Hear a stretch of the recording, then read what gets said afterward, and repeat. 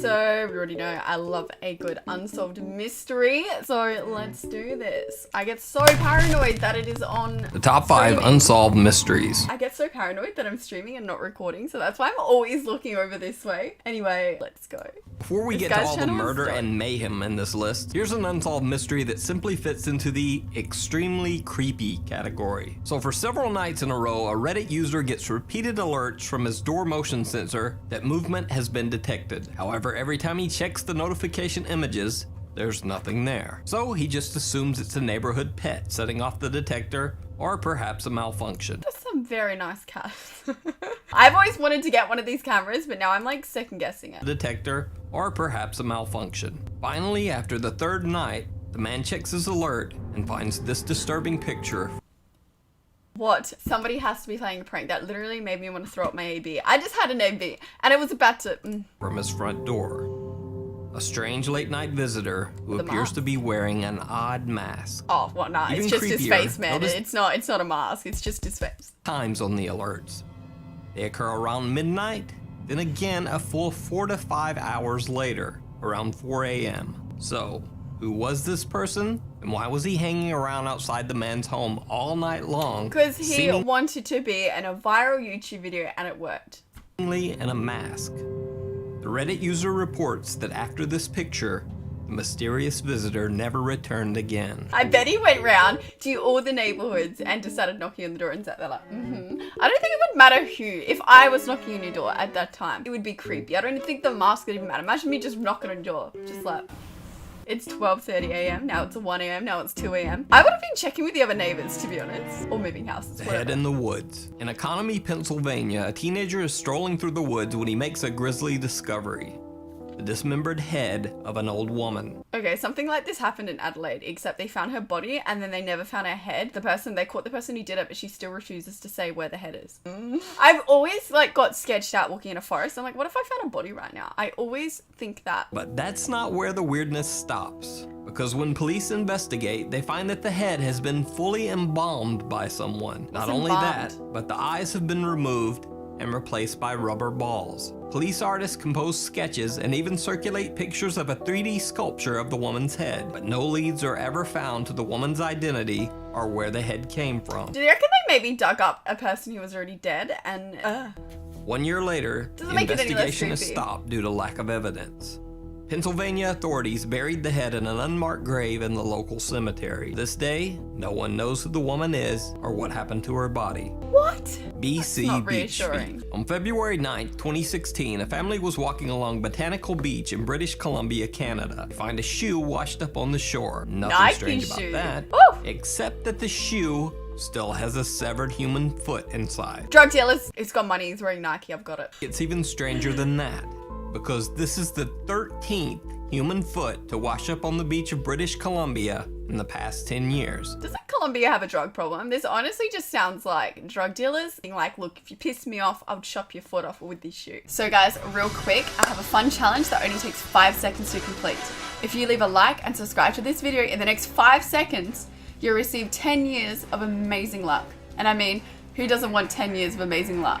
Because I do. Theories about the origin of the feet run from murdered bodies dumped into the ocean to suicides and deaths at sea, but no one is quite sure on the exact explanation or why the British Columbia beach in particular seems to attract these grisly discoveries. That's so weird. Morgellons disease. Morgellons disease is a very rare and controversial illness. Sufferers report the strange sensation of what feels like bugs crawling under their skin. Other symptoms include chronic fatigue, skin sores, and oddest of all, threads or fibers that actually appear underneath the skin. What? In 2012, the U.S. Center for Disease Control said that they believed that Morgellons wasn't an actual physical disease at all, but was simply a mental illness.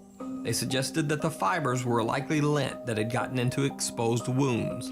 However, tens of thousands of Morgellons disease sufferers, including singer Joni Mitchell, insist that the disease is very real. On websites, I find that really odd if that many people are coming in that they would like deny it being a thing. Form sufferers post very compelling photos of the strange fibers that they say appear under their skin. Lab analysis of some of the Morgellon fibers defy all description. Whatever the cause, there is something strange about the fibers. Forensic scientist Ron Pogue at the Tulsa Police Crime Lab checked a Morgellon sample against the 100,000 known fibers in the FBI's national database.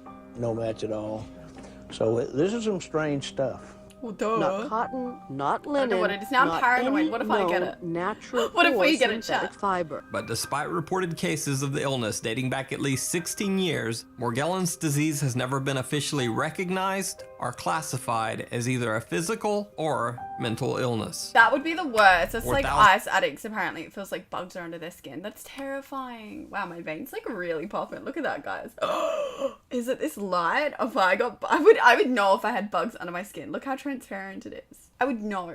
Mile death punch. On July 5th, 1996, in Surrey, British Columbia, Canada, a 31-year-old man named Blair Adams suddenly leaves his job, removes all of his cash from his bank accounts, and begins one of the strangest escape attempts of all time. I say escape attempt because Blair Adams had repeatedly claimed to friends that someone was trying to kill him and that he had to get out of town immediately. Nobody listens to First, Blair somebody when they Adams say tries that. to cross the border into the US, but he's turned away by suspicious border guards. Next, he buys a one-way ticket to Frankfurt, Germany, leaving the next day. But apparently Adams is too afraid to wait for his flight to Germany, so instead he once again tries to cross the US border. This time, he succeeds. Adams then drives nearly 500 miles to Seattle, where he purchases another plane ticket and flies across the US to Washington, D.C. From Washington, he then drives another the hell? 500 miles to Knoxville, Tennessee. Tennessee. In total, Blair Adams has now traveled nearly 4,000 miles from his home in Canada. In Knoxville, Adams checks into a hotel room. Now, so far, this just sounds like the crazed trip of a delusional man. But this is where things get really strange. At 7:37 p.m., Adams leaves his hotel room. The next day, Blair Adams is found dead in a parking lot a half a mile from his hotel room. He has been violently stripped from the waist down. Oddly, the thousands of dollars in cash that he was carrying is not missing, but instead is scattered all around his dead body. Weirdest of all, Blair Adams' cause of death is determined to be one single massive blow to the stomach. Pathologists say he received a single punch, kick, or unknown impact to his midsection that was so powerful that it actually ruptured his stomach. The strange case of Blair Adams is still unsolved. What? Where's security cameras? They need to be everywhere. It could be one of those cases where it's like a coincidence, like he was crazy and then someone just happened, but they didn't mug him, so it's really weird. I don't know. Oh, I'm scared now. Guys, if I ever try to tell you that someone's trying to murder me, listen to me. Anyway, guys, that is the end of the video. I don't know which one I found the most concerning. The end one was creepy, but like, I don't know, that disease one's got me feeling like, ugh. But yes, guys, that is the end of the video, and I will see you in the next one. Hopefully not as creepy. Bye.